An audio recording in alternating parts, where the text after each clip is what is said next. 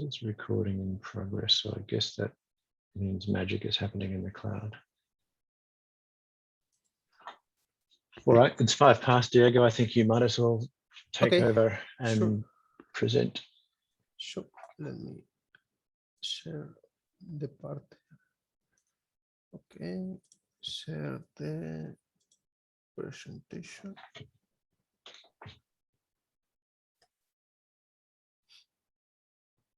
Let me know if you're able to see it. Yep, that's okay. Good. So, as I told you before, I'm starting this with the basis that you may have no idea what Omop is about. So first, a little introduction about probably 5 to 10 slides about what is really Omop and what is really used for, and what are the core principles of Omop that I think that kind of align us with it. And then a little about the transformation itself, and then I will try to look at. I did a comprehensive example for blood pressure, but also then I went and did a couple more. So we have now 3 examples, not very comprehensive, but at least to see the difficulty of the process, I think is quite good. And then also we will tell about what is the step we can do, and also a little questions more about the philosophical part of the mapping itself or the transformation. So yeah. But first, what is Omop? Omop is Omop Common Data Model. This is the full name of the standard, quote standard. It's a research-oriented standard to allow the analysis of distributed databases. So in a way, it's a common model that anyone who wants to be Omop compliant must be able to generate his data in, for example. And right now it's a very popular standard. One, because the pharma industry is trying to make everyone use it in their projects. But also there is some other projects, such as Eden project in Europe, that is funding the data partners to transform data into Omop. For example, right now there are 98 data partners in Europe, and we have been involved in at least 6 or 7 in Spain. So yeah, there are quite a bit, and as you imagine, there any kind of every kind of database as source, as you can imagine. So the idea is that Odyssey, as a community, created or proposed the Omop standard, and then other projects such as Eden adopted the standard. So in the end, it's kind of a community of modeling tools and research tools too. So most of the things I will talk about in this presentation are actually, so all the programs I talk about are actually open source programs, so they can probably even be checked if we need anything about them. The key principle of Omop is that Omop standardizes both the data structure and the vocabularies of every table. This allows for consistency and uniformity and this kind of collaborative effort where you can even query the same thing in different databases. And also this is the use of some tooling, because you know what to query in any downward database. This is a table that I will not go in very little detail, but in general, you have higher level like classes for what is a person, what is a condition occurrence, what is a procedure occurrence, what is a drug exposure, and measurements, and so on. You have this kind of tables that are very generic. All the meaning is done by row basis. So you have, for example, This is a condition of diabetes. Then you have a diabetes like a Omop code in that row and a the value. Or for example, if you have measurement, then you have to code the response from the laboratory, for example, and then also the value. And that's more or less the principle. You have a very generic model that where codes are actually the ones telling you the meaning of each row.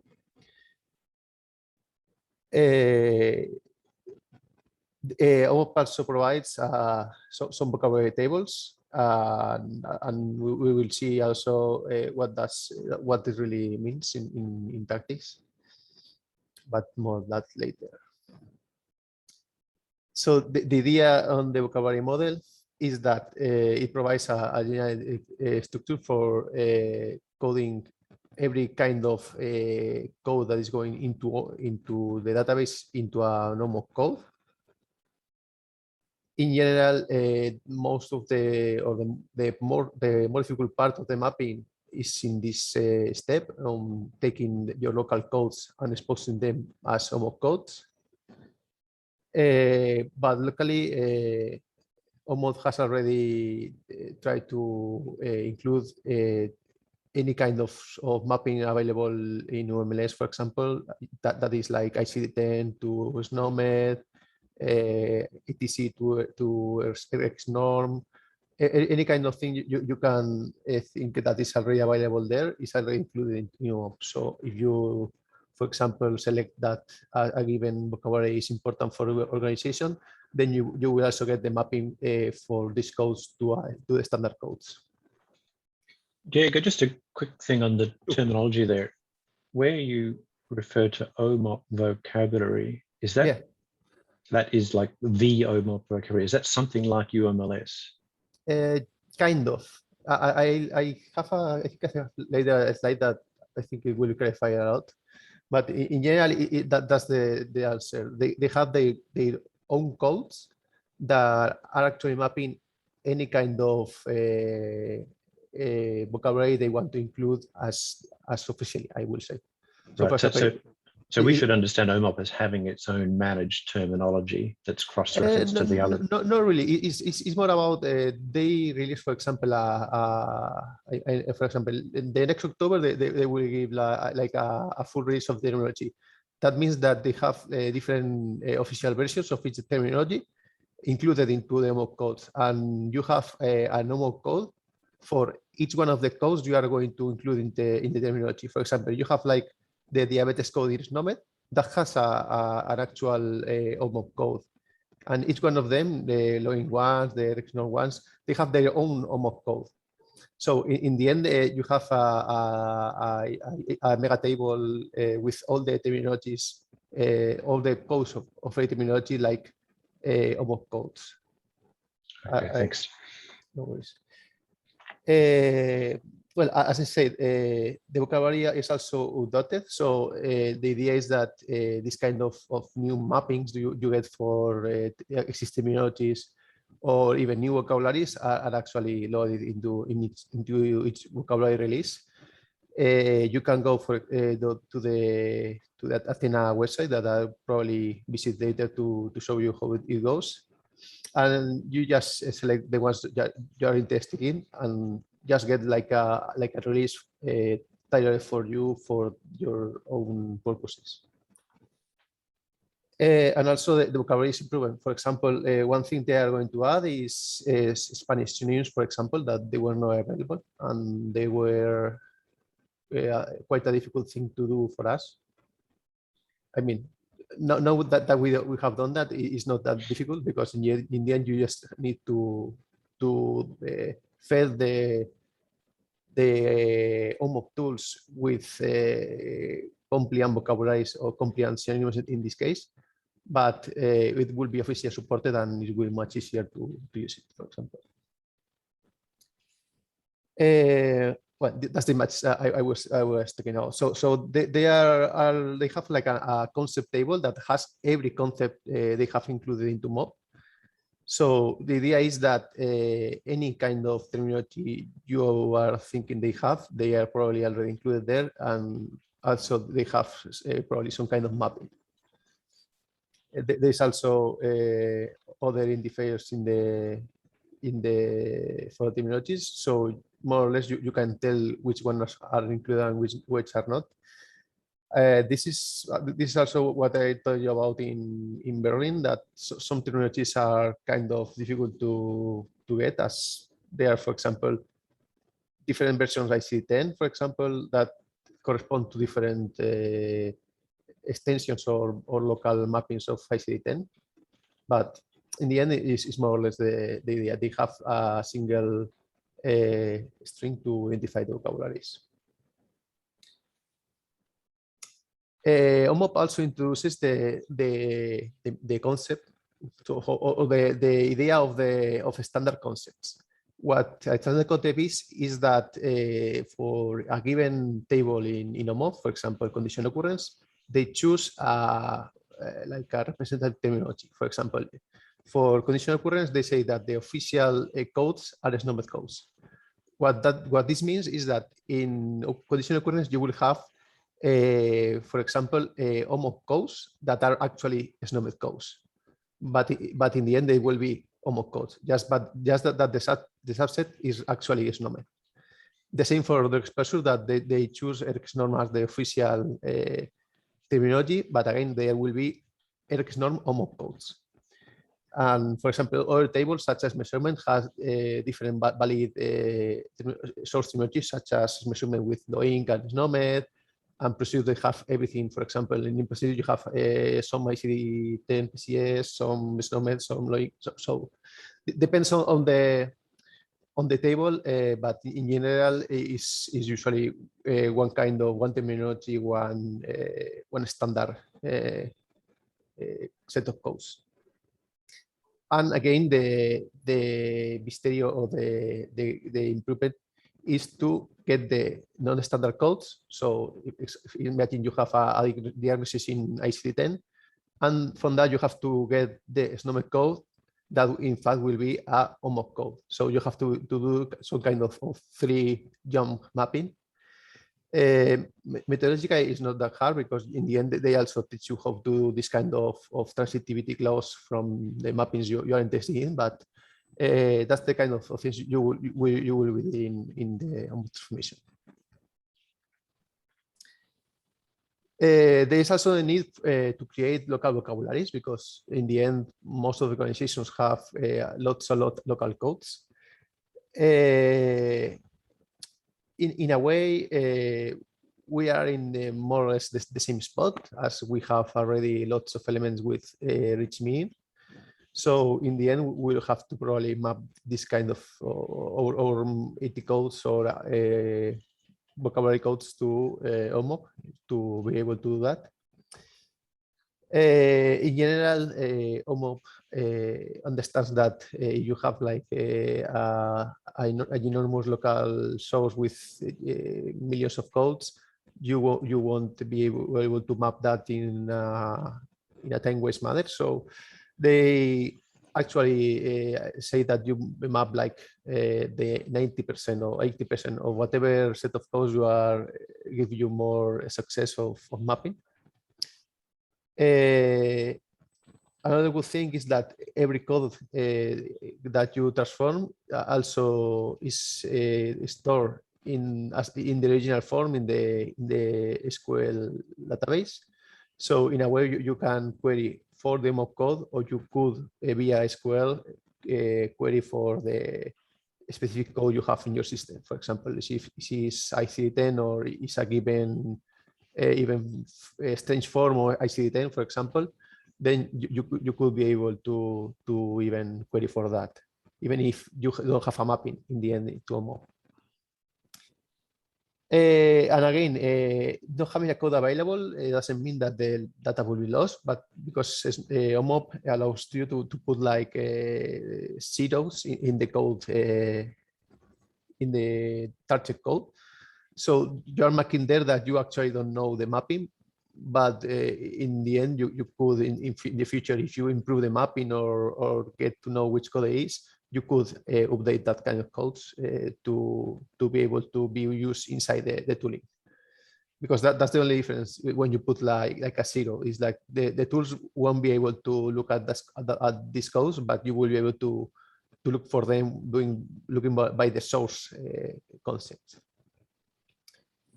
And as I said, there are already a lot of standard tables for mapping, like from IC9 to Omop, because they're going like IC9, IC10, there's no Omop. And whatever you can think of is mostly, so for the standard ones, it's quite easy. For the local ones, is when the tricky part comes. So openEHR and Omop.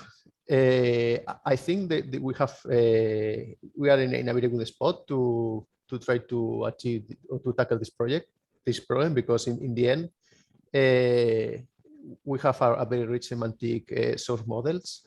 So it's easier, I think. That's what like I would try to show you, to go from openEHR to Omop than to go, for example, to a given database in whatever to Omop, because in the end, what matters to Omop is the semantics or the elements, and we have that already covered quite a bit. So in the end, what we want is to take advantage of both the archetype and templates and the reference model to populate these Omop tables. As I said, these semantic rich data points is the specification of target tables and even the mappings. For example, we have a SNOMED code already as a label, or as a term binding, then it's trivial to get the Omop code for that. In the end, we probably what we're going to do is also create some kind of SQL queries that will get the values or the data points we need for this one of the transformations. This is where the tools we had in the SEX these past weeks and months will probably be used, because in the end we need to query for fixed values and query for terminology, for example, because we probably want to do some kind of subset querying, things like that.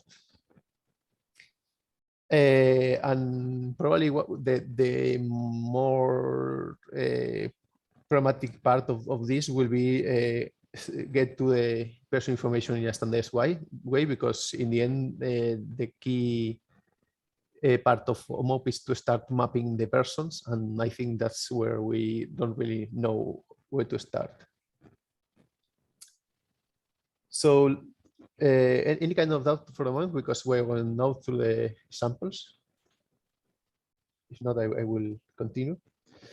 This is, as you see, the typical blood pressure. We already have, for example, a couple of SNOMED codes already available in this archetype, but there are others that doesn't really have now a code. So what it must do is, in this case, is for example, take this historic part, get the SNOMED code, and we can also even take other things like into account, because we also have, for example, we know that this is a quantity. We know the units, we know the range. These kind of things are actually easy to put in Omop. So an actual mapping for a systolic will be able something like this. You will have an auto-generated ID that is like the identifier of a given row. We will have to point to the person ID. We can probably get the identifier and do some kind of transformation. That's related with the things I told before, but we probably need some kind of way to access the persons in the database to be able to probably create beforehand all the possibilities of this, because in the end, this is an integer. We put directly in the concept ID the Omop code for this SNOMED code. That is as is. You have this kind of mapping available in Omop. Then we can get the measurement date for the time or the origin or the mean time, what we decide. And again, the type of concept, we could go further for example, this is also a normal code. That means this comes from a EHR, but we could say, for example, this comes from primary care, this comes from a prom, for example. So in the end, this kind of probably this code will be implementation like for each implementation, but in the end, you could probably tell when using your system. And again, the same. We have the value as a number as the magnitude. We have the concept ID of the unit. That again, it's an UCUM code that will go as an Omop code. That is also included. The provider is the provider from openEHR. And again, we have probably to envision a way to see if we can get some kind of visit from the compositions. I mean, this is not really important in the end because this information is optional. I mean, the ones with the asterisk are the ones mandatory, and the ones without are optional. So probably these ones is something good to have, but in the end, we can really deal just going to as a number, for example, to get the number of a quantity, for example. And again, one of the problems I got from that is that we actually need a small way to deal with this kind of paths, because in the end, this source value is limited to, I think, 20 chapters, something like that. So this path is not really fitting there. We could probably need some other like external table to do this kind of transformation. But in the end, that's all you have to do for getting a measurement in Omop. As you see, whenever you have the code, the mapping is straightforward. You don't have really to do much more to get that kind of data. For every other element, you have, for example, the state that was already available. We have the code, but you can easily get other codes. For example, this is new, for example, this is new. And from there, we can go, for example, to get the Omop codes and then put that into the Omop database. So it's more a matter of getting the meaning of the archetypes and putting that into any kind of standard. More about, or you can do that in the moment, just saying, okay, I want the standard codes for this domain that are available for me. And you probably can code that even one by one. More on that later. So in the same way we code the data element of the archetype, we can also code the protocol elements. Again, we can say, for example, the position for a blood pressure measurement. We can find that kind of code in this moment, so we can create that. And for these cases, you will have some kind of ordinal of as a subset of values in the archetype, and you can probably code that too. In this case, for example, in Loink. And as I said, that's what is fine, because you will code whatever you have available, and if not, you will put like a 0. So, for example, this will be good for local subset that we have a lot in the architect right now, and I think that's also something we can explore probably easily to try to put that into Omop directly. Again, well, this is a specific example for the cube size, but I think probably the code in the archetype is not really the one that should be really used, but that's also something things for discussion with the implementers of the mapping when you actually get to see the real codes in that regard. And again, the only problem is encode the question, and then if you have, for example, an ordinal or a quality test with different alternatives, then encode the alternatives, and that's all you need to do, because in the end you will transform both the 80s of the question and the 80 of the answers as Omop codes.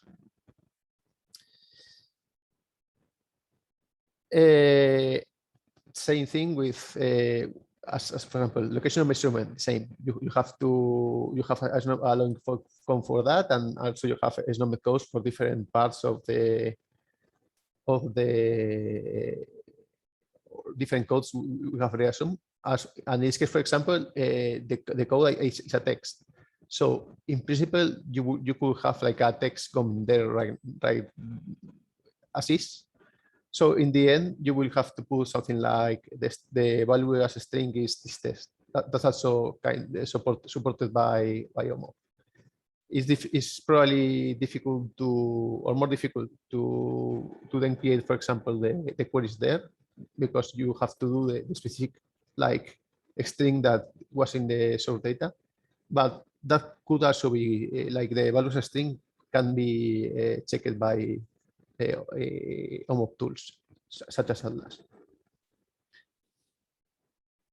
And now, one of the things that was interesting, and I had a discussion with some of the people in Omop, in Odyssey actually, was about the clinical interpretation and the comment. In general, the recommendation from Odyssey is to just leave out all the text fields. Like if you have free text, you don't really want to put that into Omop.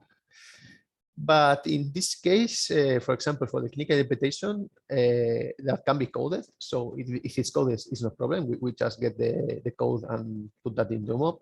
But it's not. In theory, Omop has some kind of way of storing this kind of text to use later in the line is like natural language processing processes. But I think it's not really suitable for this kind of single field approach. It's more about you have a full clinical document and you want to encode that in the future with natural language process, then you will have all the document or all the sections in notes. That is the table in Omop that deals with this. So this probably is the more or less the part that is kind of undecided. I think that we could do that, or even if we know that we have all the available text fields in all text values in the data, we could probably generate mappings for that. But in the end, I think the clinical interpretation, for example, should be good to have in the Omop resulting Omop model. In this case, for example, is if hypertension is something very, very interesting to have and to query in the research database. But if it's not coded, then you have a problem, and you have them probably you must do a codification process prior to going into Omop. Well, that's more or less the most bigger problem I have found, and the thing is more or less, I think, not really one-to-one mapping.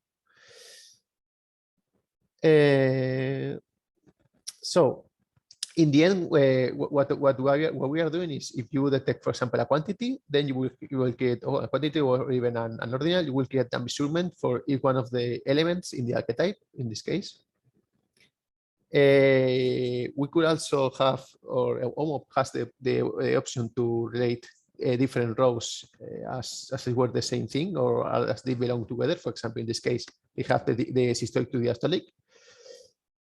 This is kind of not really used in the Odyssey tools. So this is probably more about your own internal knowledge than something that can be exploited in the Odyssey tooling. But in the end, this also could be useful for creating, for example, I don't know, some kind of hierarchical relationship between concepts in different in the same archetype that share the context, for example, and we could create that with fact relationship and then try to reveal some kind of the same kind of entry feeling that everything is together.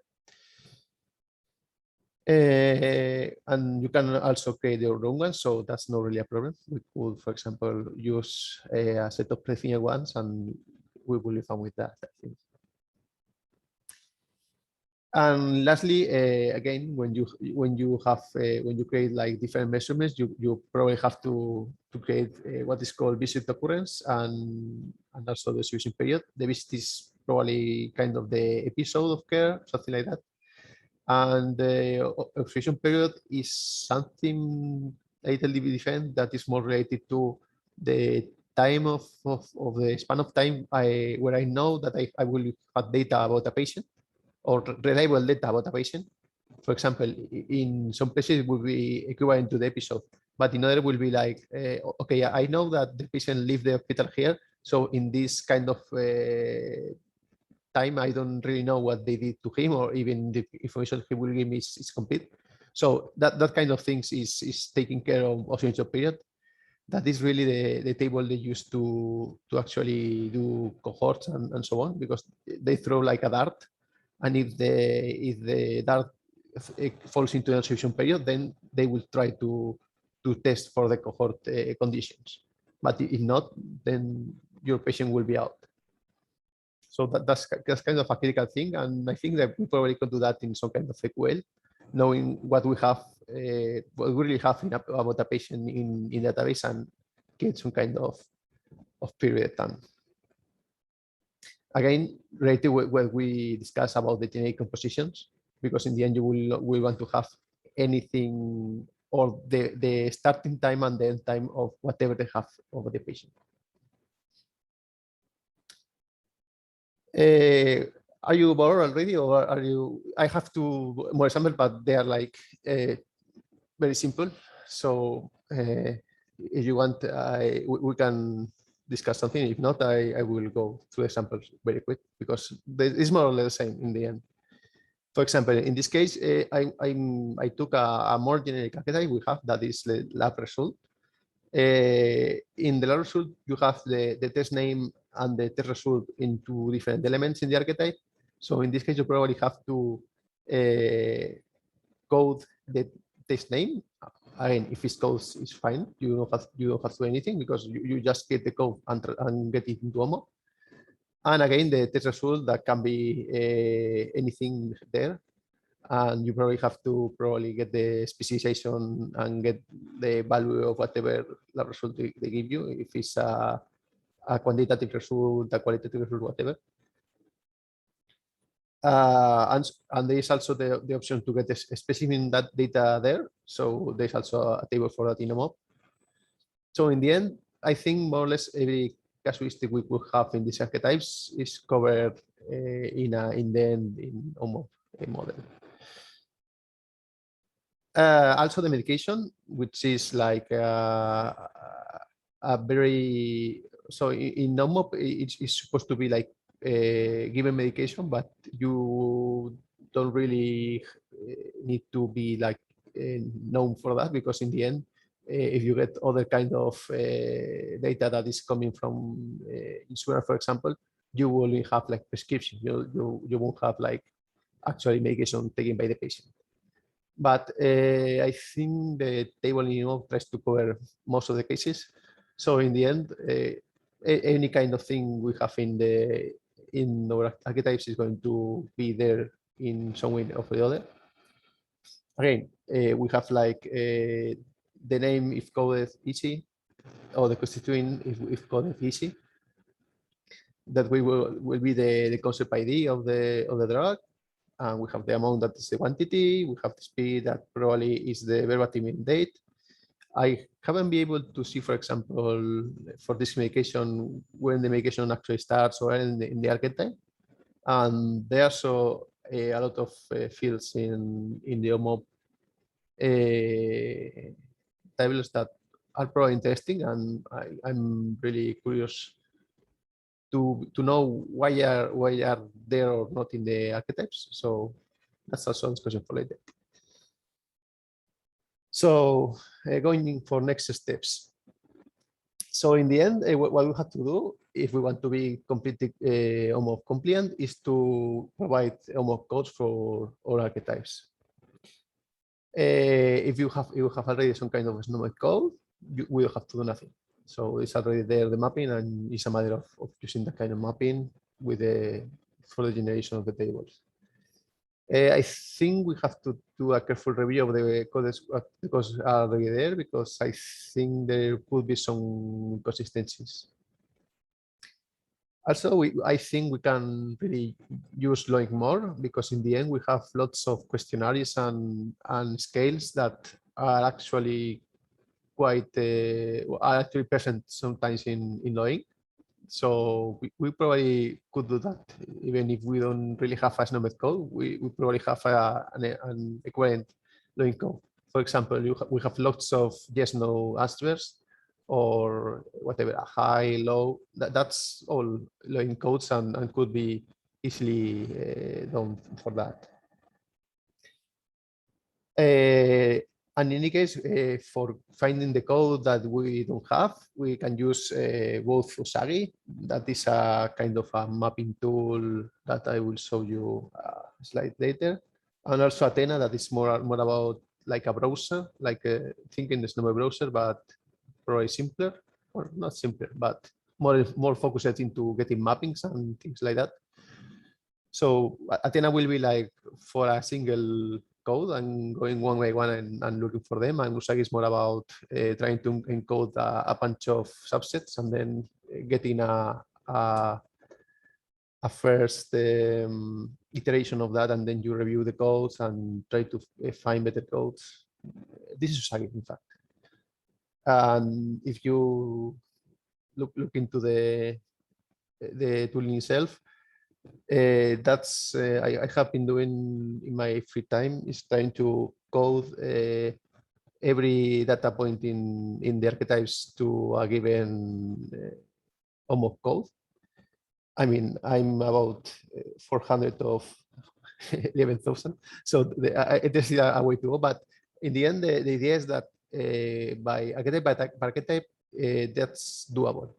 Probably if we do like every archetype, then this is madness. But if we go, for example, a project and create a mapping for that, then I think it should be easy to just put that knowledge and that transformation back into CKM in some kind of form, in order that the next project that comes has already this kind of mapping defined. So I think that could be something we can do also. Also, one thing we could do, but we provide student, is try to provide templates for this kind of Omop tables, because in the end there are some kind of archetypes that probably are one-to-one into some Omop tables. But the more I think about it, the less convinced I am about this, because in the end you will end with probably really targeted on archetypes with the given Omop tables. Probably it's not that bad if you have the same Omop model, but they are currently like 3 different Omop models going around. So that's something we can like evaluate if it's worth it. Whatever we do, we will always need to check whatever goes out from the FIRE to Omop collaboration, because in the end they are going like this has a lot of traction and has a lot of interest. So I assuming that something, I'm not saying good, but something will go from there that we can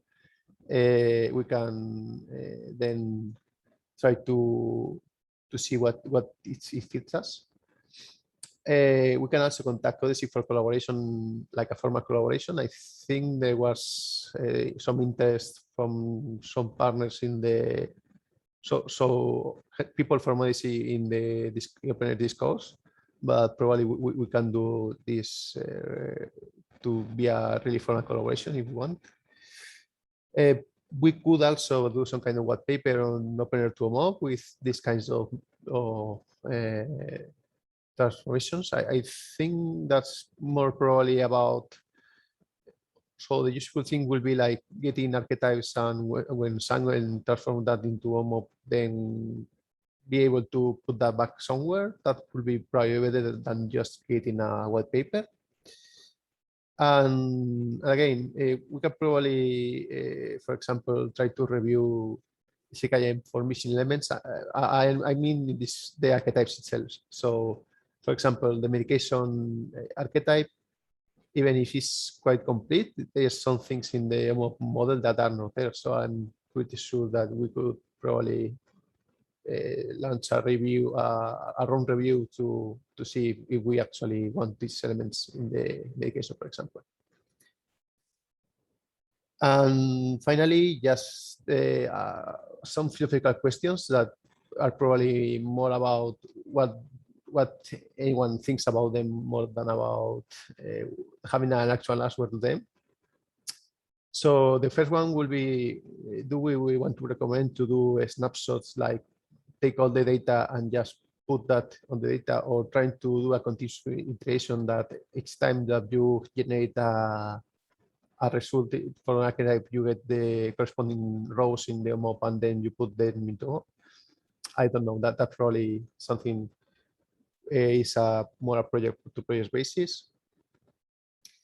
Another question is if we can know beforehand which information in the archetype is really useful for research or not. I don't know if we, I think we talked about this a little in the past, but maybe something worth exploring if we know which information is already useful for research and which is probably not really useful and can be ignored. That's probably something that could go in this kind of going back into the archetypes thing. So you do the mapping and say, okay, these kind of elements are not really useful. So you can probably mark that for not so useful in Omop. Or in general research, because in the end, most of the research formats out there right now are similar to Omop in a way. So, for example, if you take I2V2 or take like CDs, something like that, most of the time it's just about knowing the semantics of the element and then putting the value.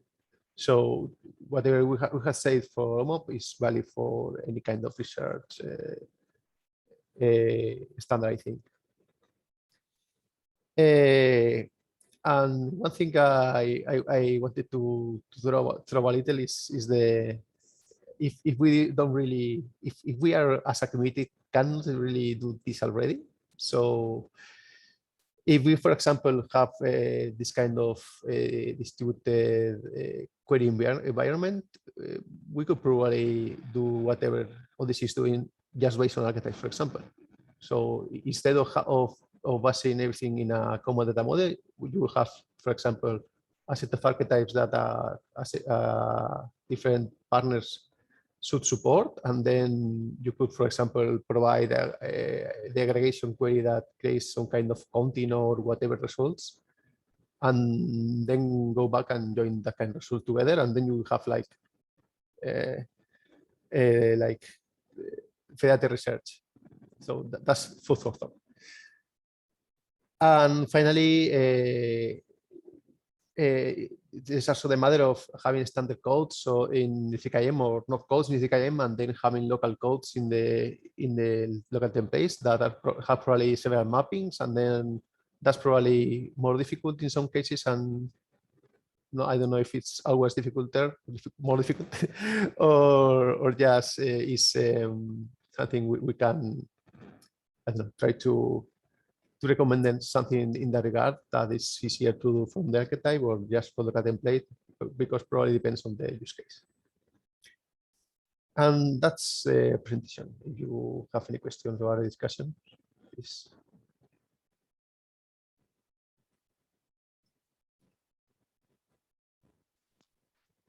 We have some questions in the Slack thread here. Oh, sorry, I haven't. Yeah, let me. We made a little sub-thread there. So, okay. Sorry, I didn't see that. We don't know. We may save you from reading it, but Eric, you first, please, if you want to. Yeah. What about putting these Omop codes in archetypes from the beginning instead of going via Loink or Snowmed? I think that's something feasible to do. The only problem with that will be if a node, for example, has different meanings. So I mean, if you push different codes into the archetype, then you could be, or you have to check from time to time that the mappings are actually correct, or the code in SNOMED is compatible with the one you have put in Omop. But apart from that, that could be an actual possibility to just put another binding in the elements. Yeah. Yeah, in Sweden, for example, we don't use very much Loink, and in other places they might not be using SNOMED, but still be interested in Omop. So. Yeah, good thing about this is that except from some very specific terminologies, you can use Omop calls, and that's fine. So they have no really strong license, because in the end you will be using the Omop code even if it's SNOMED underline there. So. May I? Anybody else? Oh, sure. Okay. I have a question for you go first, Sheriff. Thank you. I appreciate it. Okay. Before the question, thank you so much for this. I really appreciate the pain you've gone through bringing it all together conceptually, because and this is the source of my question. A few years back, I think it was 2 or 3 years ago, I was trying to basically fill Omop tables, provided in the form of an Excel sheet, just with openEHR data, and you're much, let's say your terminology foo is much stronger than mine. So I can see you coming from the terminology perspective, but, coming from the more data-centric view, my understanding is those are, I'm going to call them those tables I think you're talking about, the models. So we're supposed to fill those with actual data. So, is that how data is represented? And second, then what is the relationship between those data elements in those tables and the terminologies? Are they, is there a mapping from those, just like we do, we map data items in archetypes? So how do they come together in the Omop space? Because when I worked on it, it was like just, find a destination for this openEHR data from this archetype in this table and put it in. Yeah, that's fine. But you've been talking about the whole, just infrastructure for code. So in Omop world, how does the table, how does it get linked to that massive coding vocabulary? Yeah, they have, I don't really have in this presentation the figure, but I think the one that Eric put up, you can see the tables there. So the idea is that Omop has a set of tables that are more about the standardized vocabularies. So in that table, you have the concepts, but you also have the concept relationships and even the synonyms and even the ancestors. So you have there the hierarchy, you have the relationship between concepts, and even you have your own local codes, in this case, the source to concept map table.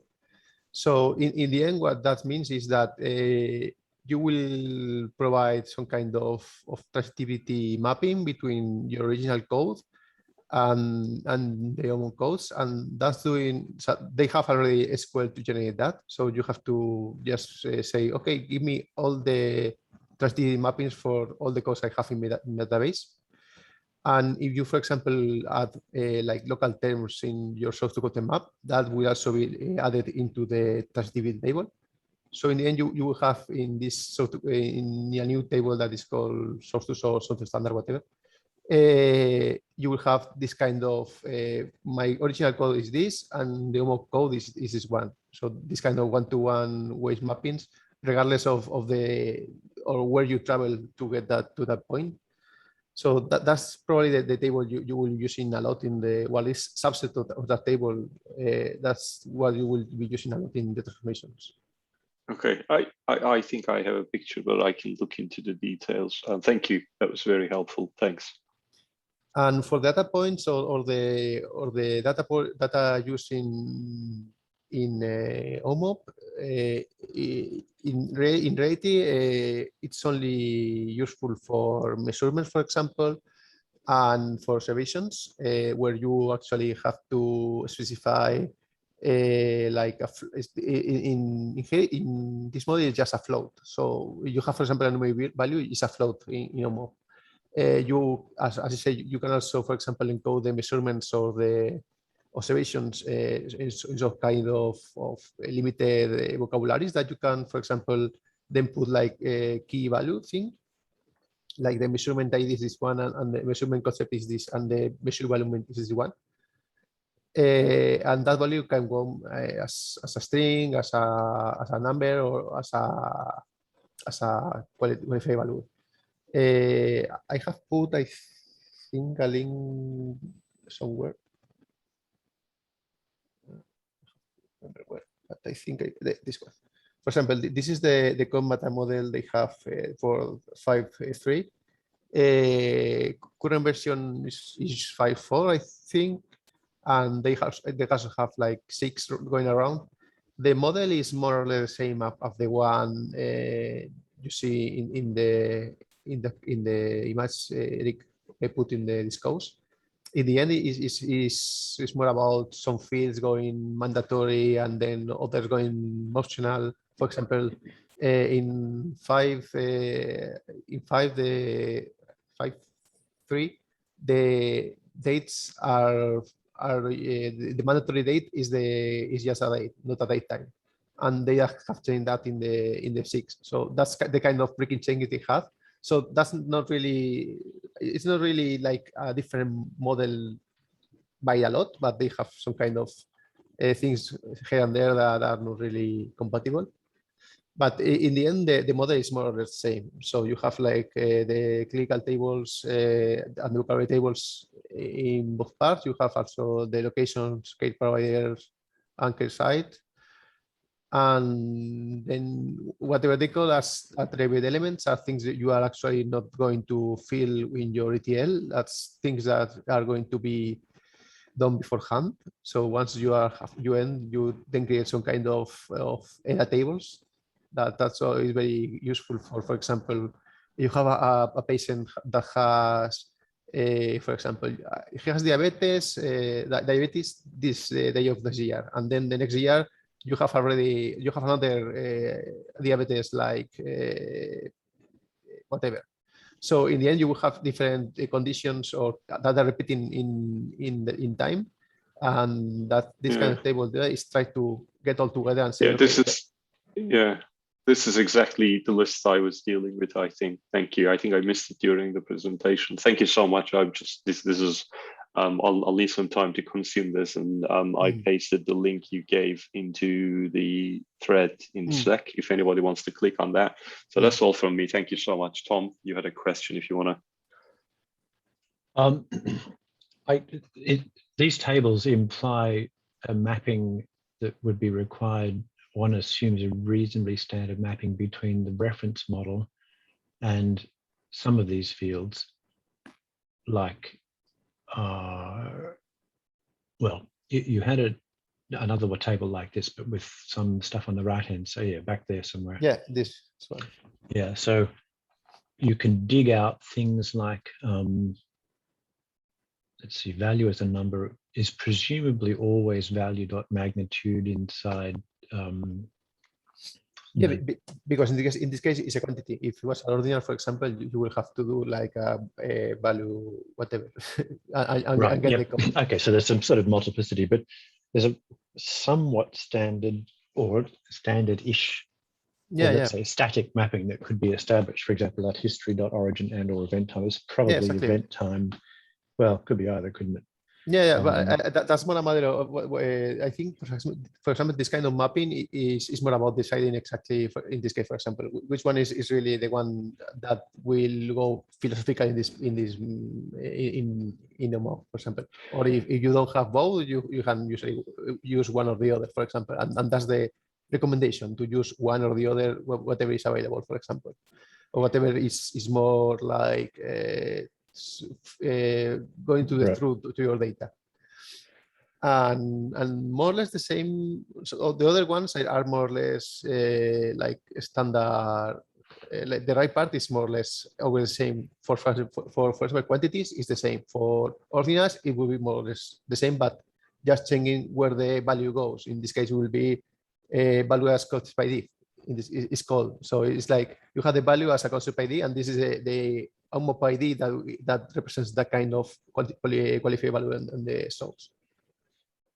I mean, the attraction or potential attraction of doing it right, or doing it right to make it interesting, is obviously doing as much sort of one-time only marking up or mapping, putting markers or something both on the reference model and then on specific archetypes, and then you machine generate out the Omop tables with very little human interference.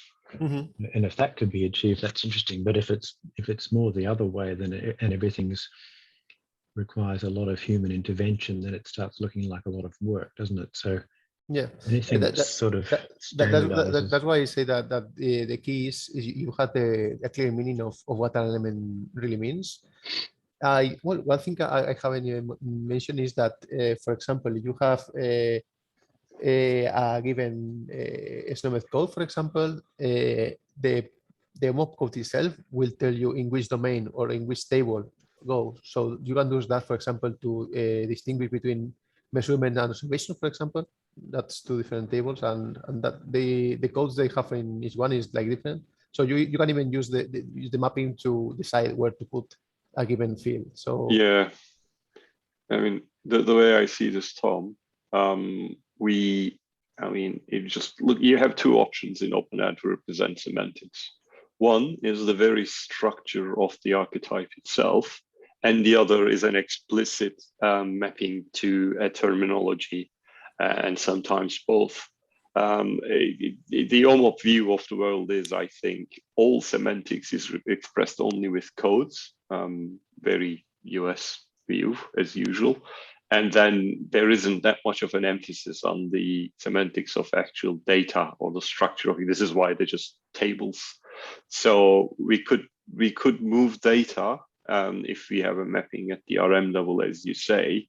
But I guess this will require some effort to represent just semantics we don't have to put in place because we have archetypes in the form of codes, and B, semantics we, for whatever reason, don't represent with codes, in the existing archetypes to be, because Omop won't understand anything without the codes, and the whole downstream consumption of these tables is pharma and research. So there's a lot of terminology related operations on openEHR data to establish that bridge, as far as I can see. Others may disagree. I'd appreciate comments if it makes sense or it sounds rubbish. Thanks. I think someone will do this anyway, because they will have some openEHR data that they want to represent and use in Omop. So the clever thing would be to try to pull this together whenever someone wants to do a little bit of this and then add. So if we can make an implementation guide with some code snippets and other things as a wiki page or whatever, or something in GitHub, would probably be a good idea, because it will be AQLs pulling things out from both the reference model and the archetype-based stuff, and then probably some formatting code after that. And sometimes you will need to do some computing also in between, because it won't be enough just with AQL and formatting rules. So I would have thought let's just collect that in some place. Seems like generating out an Omop database for a particular study is going to be some sort of ETL spec that's got a bunch of, it seems to we'd be thinking about what does the ETL spec look like. I would agree with that. I would say ETL process. I'm not sure about the spec. Yeah. I don't mean a spec. I mean I don't mean a specification in terms of openEHR specification. I mean a spec, like an algorithm, not an algorithm, a set of settings or a configuration is probably the best word. So you're defining the the extract, the specific extract that you want, and then it's, executing that's going to be running, well, AQL queries and or other ways of getting the data. I mean, it's just, there are languages that focus on that. I don't want to discuss specifics and go into a tech discussion about Atlas transformation language, if anybody's interested in it, that specializes in those. And you're smiling because it's from the Eclipse space, Diego, you probably know about it. Anyway, yeah, I agree, Tom. There's a bridge machinery, whatever we want to call it, to deal with this. Good. But what about making an implementation guide? And then sometimes it will be branching into two directions. Okay, Diego did this script foo stuff and someone else did this for this part, but whatever, you can at least read about it in one place for openEHR. Yeah, definitely having a resource location. They usually do in the Odyssey or the Eden projects is that they try to at least get the people to share in a meaningful way the mapping results for anything. So in the end, if you get to the same kind of database in the future, you will have something already available to map it. I think it's probably the same for us. We could probably in a way get some kind of knowledge base about what people did in the past to map this kind of archetype and what were the solutions and what were the things that I think the real work is going to be actually on the other side of it. If you think about it, what is the Omop consuming party using for terminology, for semantics? Because you had that almost 3 million, those were numbers, right? Number of you had just like, that's a nightmare. You had just that. So the Omop consumer, it could be pharma, it could be a national research project, just whatever it is, it will use a subset of these terminologies. So this is why I was referring to the heavy work in terminologies. Yeah, okay, we put the data and then we choose SNOMED CT to represent its meaning in Omop tables. And someone comes from the other side and says, well, we're using DRG, not SNOMED CT or something other than that. That's the good thing about the Omop is that what I was talking about this standard concepts is that for each domain, you know which one are the actually real terminologies that are going to be stored inside. So for example, you're going to be when a condition occurrence, you know that in there there's a kind of SNOMED. It's not really SNOMED, it's a Omop code. But they can probably query even if they have, for example, ICD-10 or whatever, they know. So that's where the value comes from. They have those. Exactly. And the same for drugs and everything. So you have, for example, ATCs, or even in our case in Spain, we have national codes for medication, but we can get that into Omop because it's just a matter of mapping to ATC or whatever, and then getting the Omop code. So that's interesting. Yeah, that's interesting. To do this kind of and even not all the terminologies. This is more about the ones they support in a way. So if you, for example, don't use Medra, don't use whatever, you won't have that in your data. So when you do this kind of, I'm going to get the vocabulary for my project, you will usually only take the ones that you are actually using. For example, I'm using knowing and using SNOMED, for example, and then not much more. Then you will get something that is more about, it's just about SNOMED and knowing, and that's all. Even the mappings, you will have the mappings you select. So in this way, it's not 3 million, it's like probably, I don't know, 1 million. Maybe less. If you have to get, if you're using codes or terminology that's not currently mapped by Omop, when you said get an Omop code, what does that?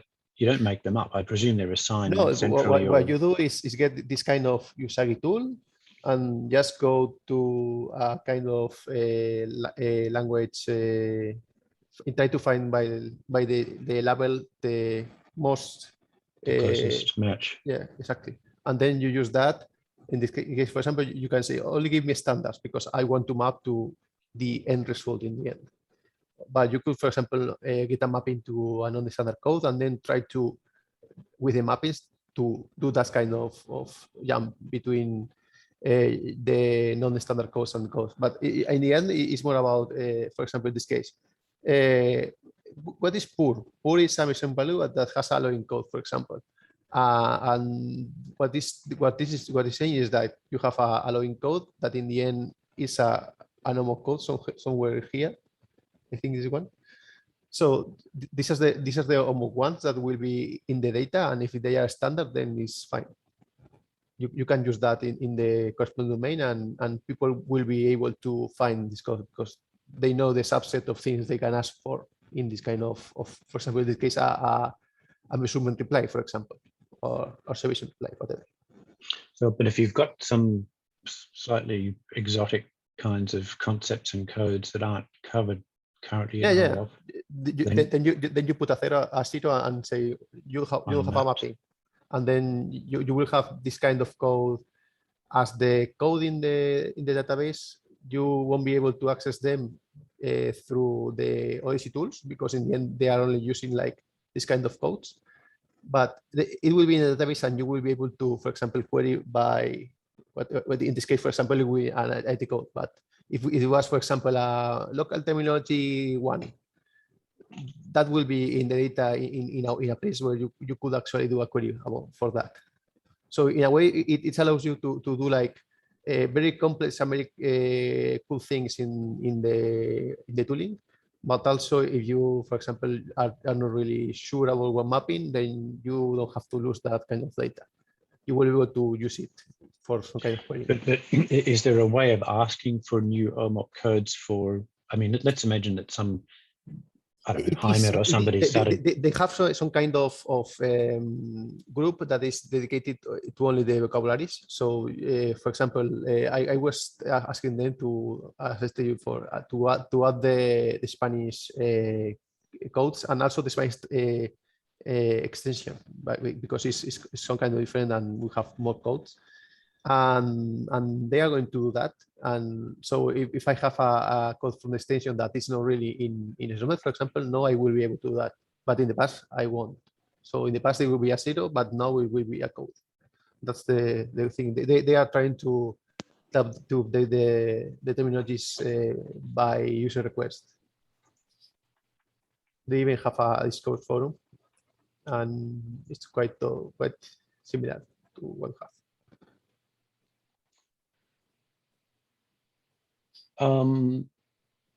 Well, this has been good. Is there more questions? I'm just thinking of actually where we might. I presume you can pin this PowerPoint up somewhere where we can go and read it again. Or I don't know if you normally put PowerPoint somewhere, if we can probably post a link somewhere. On Discourse would probably be best so others can see. I can do it. Yeah, I was just. I mean, if we treat Omop like a, in quotes, standard, as in the FHIR, Rachel 7, that kind of standard, we don't have a completely obvious place for that kind of stuff. Just wondering where we can pin it. Yeah, we can work that out later. But there are some OHD SI threads, I think. Yeah, where did we put them? It's actually currently just under, make a new thread or whatever. Yeah, we've got stuff under new to openEHR, which is a bit weird. We'll probably have to move that at some point. Maybe we just stick the Omop thing in there and start a thread. So what I would say, Diego, just to for a bit of sanity, maybe you or anybody can, but probably if you post a new topic under new to openEHR and standards, and just put Omop, and then put your presentation link or any other materials, and then anybody else we can just record any other thoughts on there. I mean, we can always move those threads to another place for standards later on. Mm-hmm. I did have another question. How big is the CDM? I've looked at it a couple of times, but I've forgotten. I mean, how many tables and 50 tables and thousands of attributes? Or no, it's not that big actually. It's kind of a small model in a way that you can have like probably 10 attributes per table, something like that. It's not that kind of. So I think it's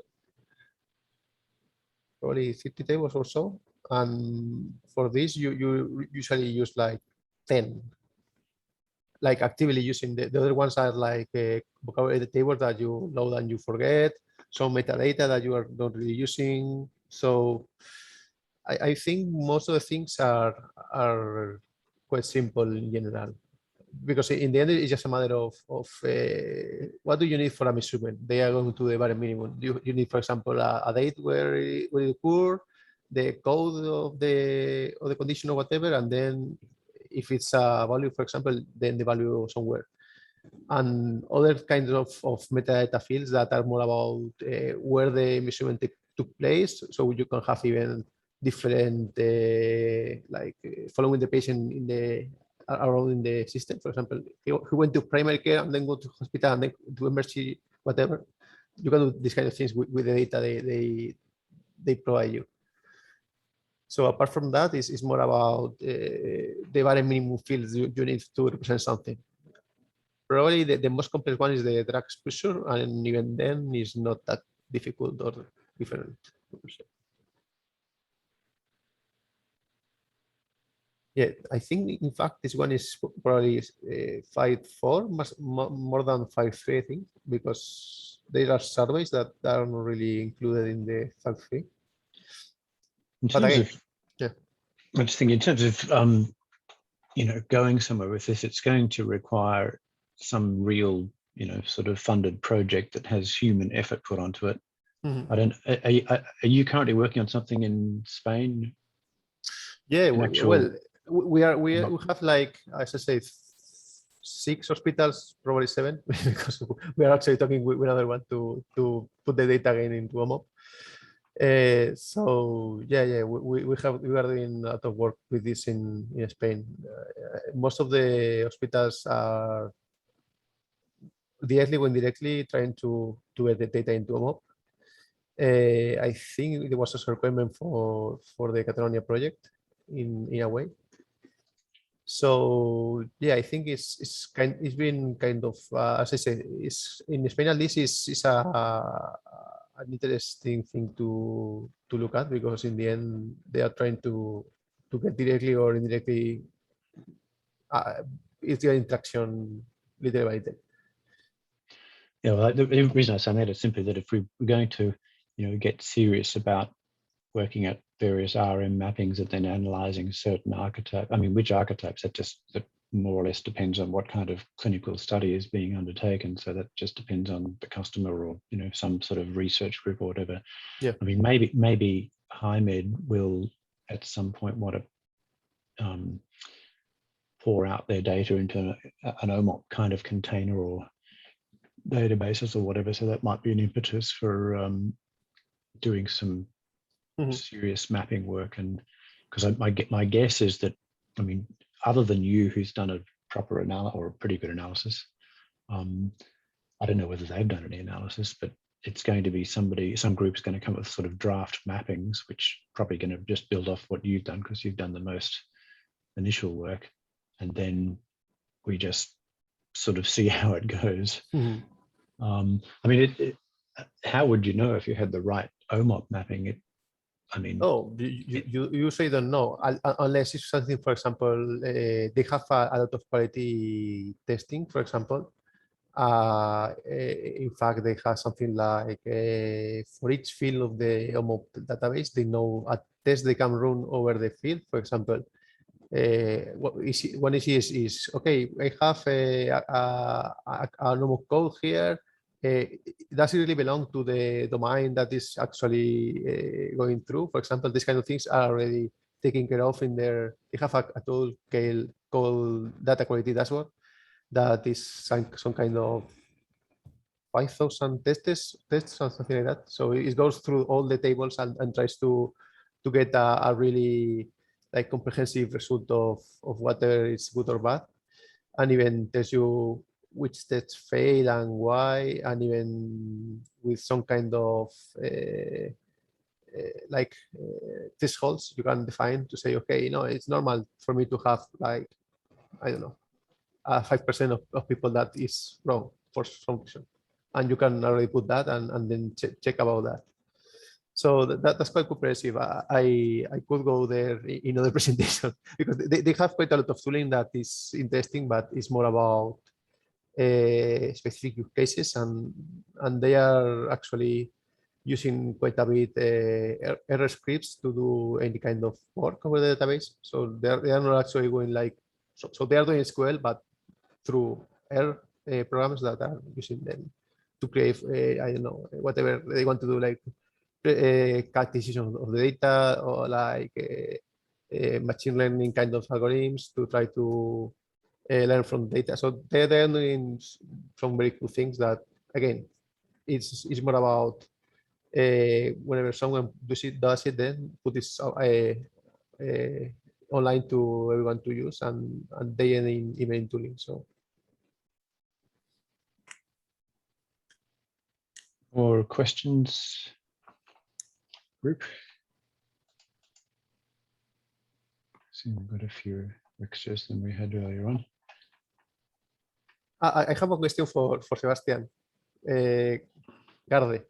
If I have like 400 mappings to a snowbed, which is the best way to throw that into the scale?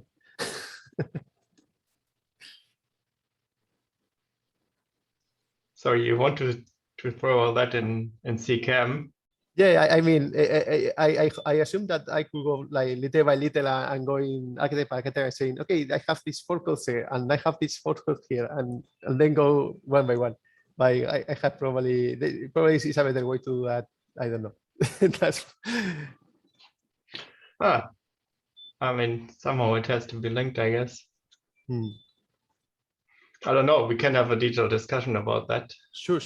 No, it's more about. I even talked with Feder about this, and I think it's probably more about when a review process comes, then try to see if something is already done, and then just throw that. So in the next review is included, something like that.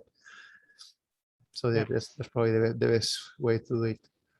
And I was more joking about it because there are quite a lot of like terms, and surprisingly there are quite a lot of repeated terms that they are probably people have the same mapping, because in the end it's the same kind of good, fair, poor, yes, no, high, low, and that's repeated in a lot of places, and probably easy to just go and put that into several of these kind of labels or answers. I mean, those kind of things are value set, small value sets, and answer sets for fields in forms and questionnaires, that kind of thing.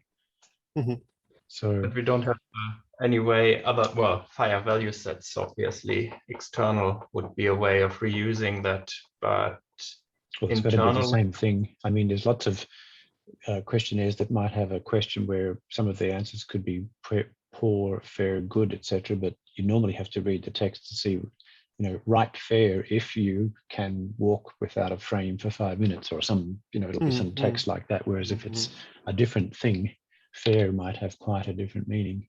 Yeah, the thing is that you are actually trying to record an answer to an actual question. So the question and the answer will be both coded.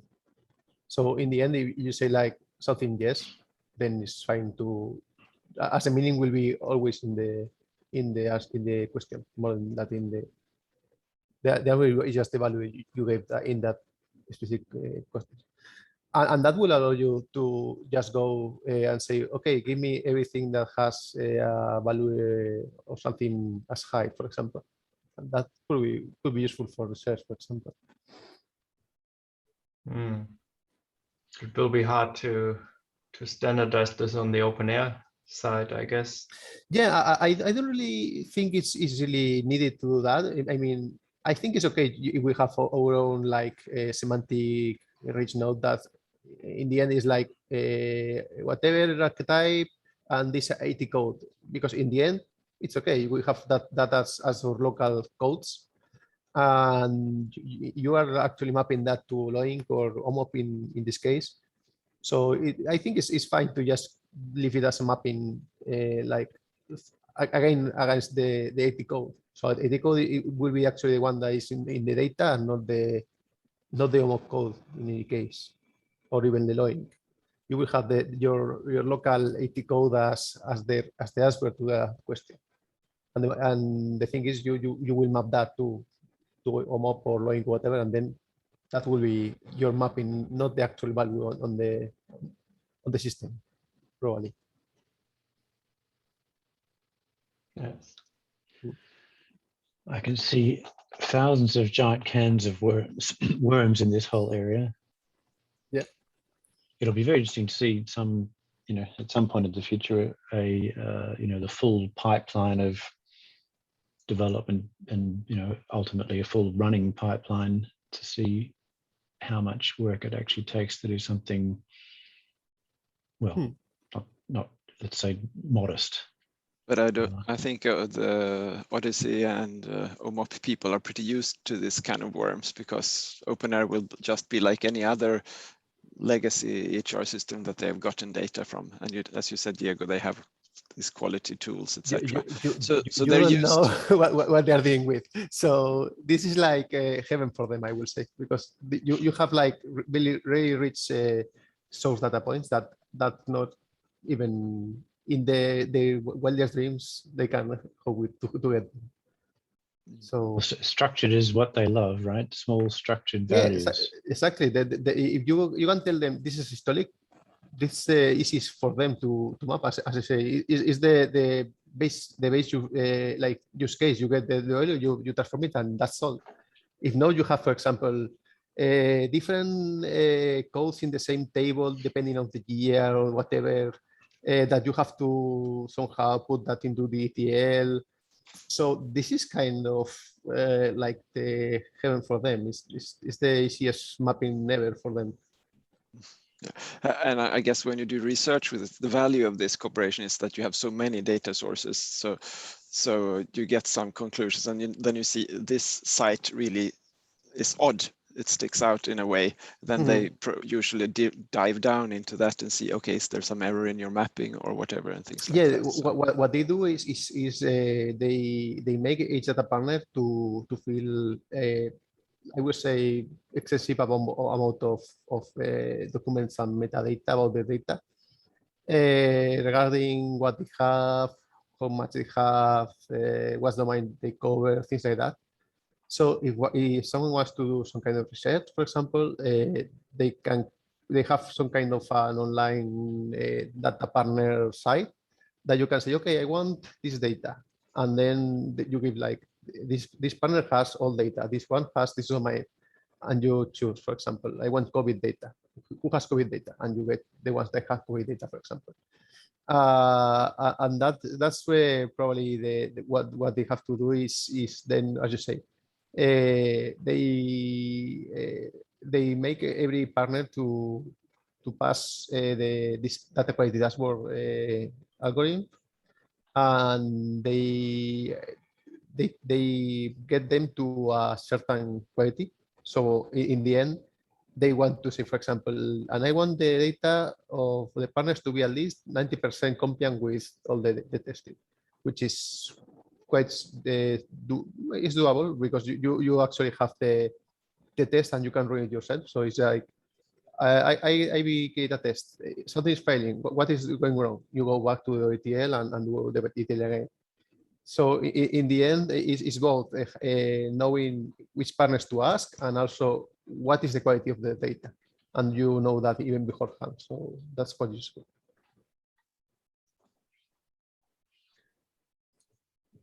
All right.